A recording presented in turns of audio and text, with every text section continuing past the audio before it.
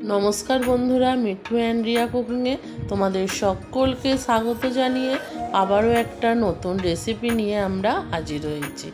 आजकेर रेसिपि हच्छे पुकुरेर टाटका पुঁটি माछेर आम दिए टक।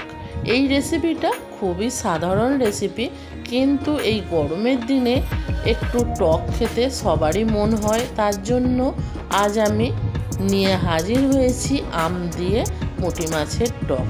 এই আম দিয়ে পুঁটি মাছের টকটা এতটা অসাধারণ হয়, তাহলে চলো বন্ধুরা দেখে নেওয়া যাক এই আম দিয়ে পুঁটি মাছের টকটা আমরা কিভাবে বানাচ্ছি।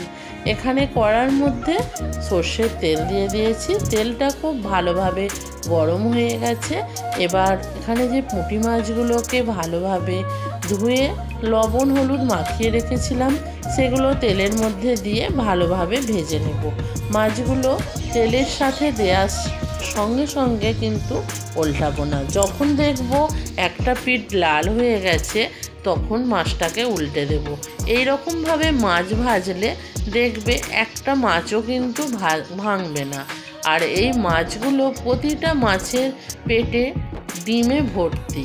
এই রকমভাবে এই পুঁটি মাছের টকগুলো খেতে একেবারে অসাধারণ লাগে।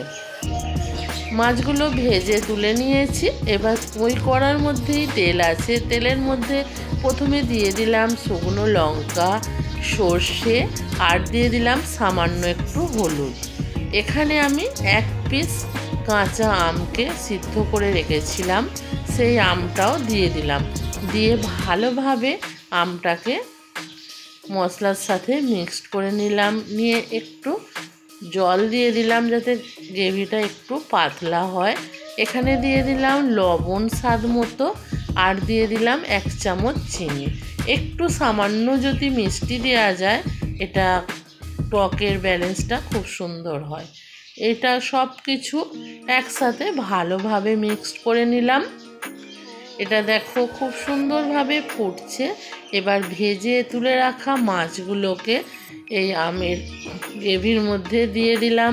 দিয়ে ভালোভাবে এটাকে ফুটিয়ে নেব। 3 মিনিট মতন ফুটিয়ে নেব যাতে আমের জুসগুলো মাছের ভিতর ঢুকে যায়। দেখো মাছের টকটা কিন্তু একদম রেডি হয়ে গেছে। এই রকমভাবে আমের সিজনে একবার হলেও এই পুঁটি মাছের টক বানিয়ে খাও বন্ধুরা, খুবই ভালো হয়। এটা গরম ভাতের সাথে খেতে অসাধারণ লাগে। আজকের রেসিপিটা খুবই সাধারণ ছিল, তবুও এটা অসাধারণ বলবো গরমের দিনে দুপুরে ভাতের সাথে যদি থাকে। যদি তোমাদের রেসিপিটা ভালো লাগে অবশ্যই লাইক কমেন্ট শেয়ার করবে বন্ধুরা। আর তোমরা যদি আমার পরিবারে নতুন কোনো সদস্য হয়ে থাকো আমার চ্যানেলটাকে একটু সাবস্ক্রাইব করে দেবে, কারণ তোমাদের সাহায্য ছাড়া কিন্তু আমরা কখনোই এগিয়ে যেতে পারবো না। তার জন্যই তোমাদের কাছে আমরা রিকোয়েস্ট করছি। আর তোমরা যদি আমাদের কাছ থেকে নতুন কোনো রেসিপি দেখতে চাও সেটাও কিন্তু আমাদেরকে কমেন্ট করে জানাতে পারো, সেই রেসিপিটা নিয়েও আমরা হাজির হব। আজকের মতো রেসিপিটা আমি এখানেই শেষ করলাম। আবারও দেখা হবে পরের দিন। টাটা।